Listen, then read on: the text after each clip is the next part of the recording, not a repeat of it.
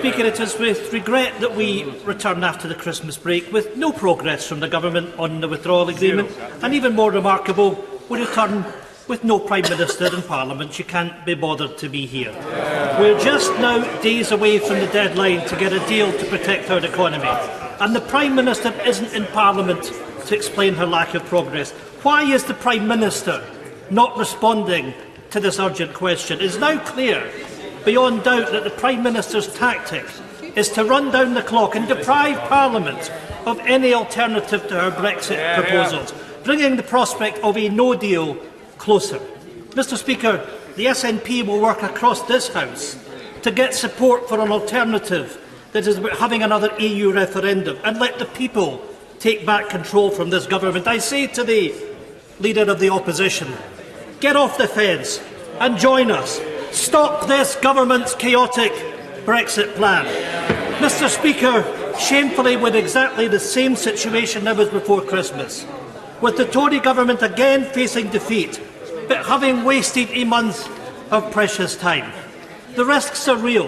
The economic disaster facing our communities across these islands is real. It is suggested that the proposed letter between the UK and the EU regarding the backstop will not come before the debate on the meaningful vote. We cannot operate in the dark. This government must show us the detail and tell us today how it believes these assurances will be enough to win support for its shambolic deal. Moreover, of which is extremely unlikely that the government manages to get its vote through, will it commit to immediately extending Article 50 and remove the threat of the cliff edge? Finally, Mr Speaker, the First Minister of Scotland was very clear today that the events of the last few years have made the case for Scotland being an independent country in charge of our own destiny even stronger. Mr Speaker, Scotland will not be dragged out of the European Union against its will. Our Parliament's powers are being eroded. The UK Government is treating the Scottish Government with contempt. Even when we seek compromise, our voice, Scotland's voice, is sidelined. This government should wake up to the reality. Scotland knows who is leading in their interest, and Mr Speaker, it is not the government in Westminster.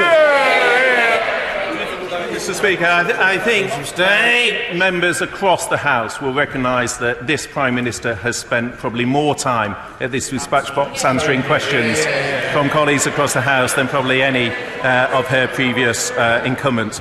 And indeed, when he asks where she is, as I said in my opening remarks, she is launching the NHS 10-year plan because this party on this side of the House is committed to ensuring that we have an NHS fit for the future, which is what that announcement is about. There does seem, as is inherent in his questions today and in his previous questions, this constant refrain from the SNP, where on the one hand they call for referendums and on the other can't seem to cope with the result of those referendums, whether that was in 2014, in 2016.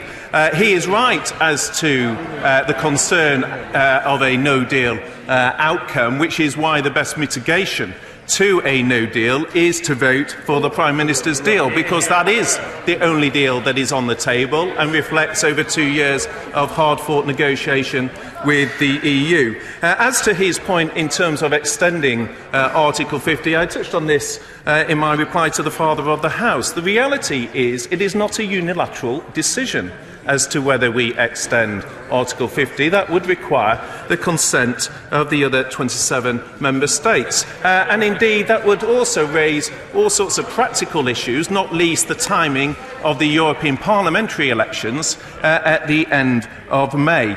It is this government's firm intention not to extend Article 50 and to leave the European Union, as the Prime Minister has set out, and the SNP should respect what was the largest vote in the United Kingdom's history.